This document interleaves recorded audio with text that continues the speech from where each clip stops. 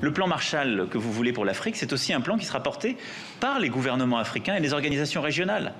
C'est par le biais d'une gouvernance plus rigoureuse, de la lutte contre la corruption, d'une lutte pour la bonne gouvernance, d'une transition démographique réussie. Quand des pays ont encore aujourd'hui 7 à 8 enfants par femme, vous pouvez décider d'y dépenser des milliards d'euros, vous ne stabiliserez rien.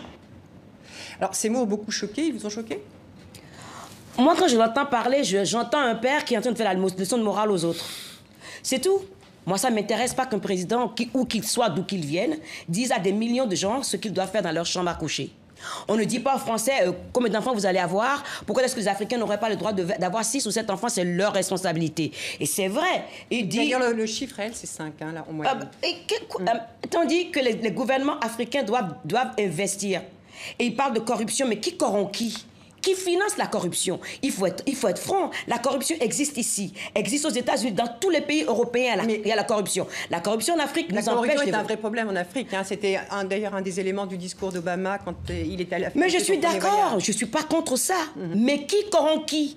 Trouvons les acteurs de cette corruption qui maintiennent les hommes politiques au pouvoir, les dictateurs qui les maintiennent au pouvoir et qui les financent. Qui c'est qui les récupère quand ils sont plus en... Qui c'est qui les protège une fois qu'ils sont plus au pouvoir? Et puis ils peuvent partir avec autant d'argent qu'ils veulent. Mais attendez, c'est quoi cette hypocrisie-là? Angélique Kidjo, Emmanuel Macron, il parle d'un plan Marshall. L'Afrique, elle a besoin de quoi? De réparation à cause de l'esclavage, de la colonisation? Est-ce qu'elle a besoin d'aide au développement, ou est-ce qu'elle a besoin d'investissement? C'est 3 choses très différentes. L'aide au développement, on a vu comment ça s'est passé. L'aide au développement n'a rien changé. Parce que, moi je dis toujours, quand on va aider quelqu'un, si on ne respecte pas la personne qu'on va aider, l'aide n'est pas efficace.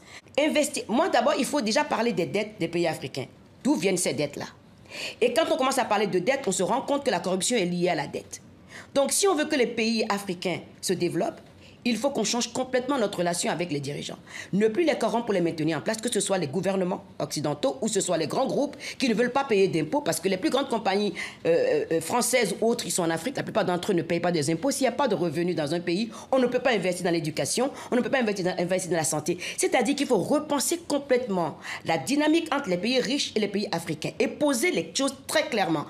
J'ai l'impression d'entendre toujours cette rhétorique, les gens sont corrompus en Afrique, mais ils sont corrompus pourquoi? Mais qui corrompt? Je voudrais revenir un petit peu sur le fond des propos d'Emmanuel Macron, parce que vous avez vraiment commenté quand même la forme. Vous-même, vous êtes partisane d'une meilleure éducation des filles, etc. Est-ce que vous n'admettez pas qu'un meilleur contrôle des naissances pourrait tout de même aider les gens à pouvoir se nourrir mieux? Et quand on observe aussi que, par exemple, c'est le Niger ou le Mali qui ont effectivement, là, du coup, 6 ou 7 enfants par femme, et qui sont en fait les pays les plus pauvres de la zone. Est-ce que là, il n'y a pas une corrélation? Alors, le Niger a de l'uranium. Pourquoi est-ce que cet uranium ne sert pas à développer le pays? Si le gouvernement du Niger n'est pas en cheville avec les pays qui ont besoin de l'uranium pour pas que les retombées servent au pays, on en est toujours là. Il faut avoir les moyens de ce qu'on dit. C'est pas, si vous allez dire à une femme ou à un homme de ne pas avoir 6 ou 7 enfants, il vous dira c'est pas votre problème. Mais il faut que les gens sentent d'eux-mêmes que ce n'est plus viable. Parce que s'il y a de l'argent qu'on investit dans un pays et que ça crée de l'emploi et qu'on a envie que sa vie soit meilleure, on se rend compte systématiquement qu'avoir 6 ou 7 enfants, ce n'est pas la solution pour avoir une vie décente. Ça, c'est une partie du problème. Il faut déjà que les pays qui ont des ressources, ces ressources-là puissent servir au pays. Et comment est-ce qu'on en arrive à ça? Aucun économiste m'a jamais répondu à ma question. Comment est-ce qu'un continent qui est le plus riche sur cette planète est le plus de pauvres? Parce que si l'économiste commence à me répondre à ça, on déconstruit tout et on revient toujours au pays à qui ça profite. Le conflit en République démocratique du Congo, les femmes qui sont violées, ce n'est plus le coltan, c'est le cobalt dont on a besoin pour les batteries, pour tout. Et pourquoi est-ce que ça ne finit pas ce conflit?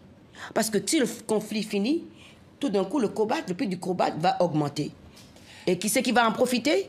Ce n'est pas les Africains, c'est toujours les Occidentaux qui en profitent. Donc, quelque part, il y a quelque chose qui ne fonctionne pas. Et tant que les pays riches ne prendront pas leurs responsabilités, ça ne marchera jamais. On peut mettre les présidents dans à la Cour pénale internationale de justice, ça ne marchera jamais parce que ceux qui sont les acolytes de ces dirigeants qui font ce qu'ils font, sont ici en Europe, ils doivent se retrouver sur les mêmes bancs que les autres. Il n'y a pas qu'en Afrique, dans le monde arabe aussi, mais vous avez au Gabon père-fils, au Togo père et fils, et je n'ai pas forcément tout le monde tous les pays en tête. Donc est-ce que vous avez l'impression que la démocratie en fait est dévoyée pour devenir une sorte de monarchie républicaine, quoi? Oui, mais ces monarchies dont vous parlez, qui c'est qui les a mis au pouvoir au départ? Comment est-ce que le père Bongo est arrivé au pouvoir? Par la France. Voilà, donc c'est tout. Vous avez répondu à la question que vous m'avez posée.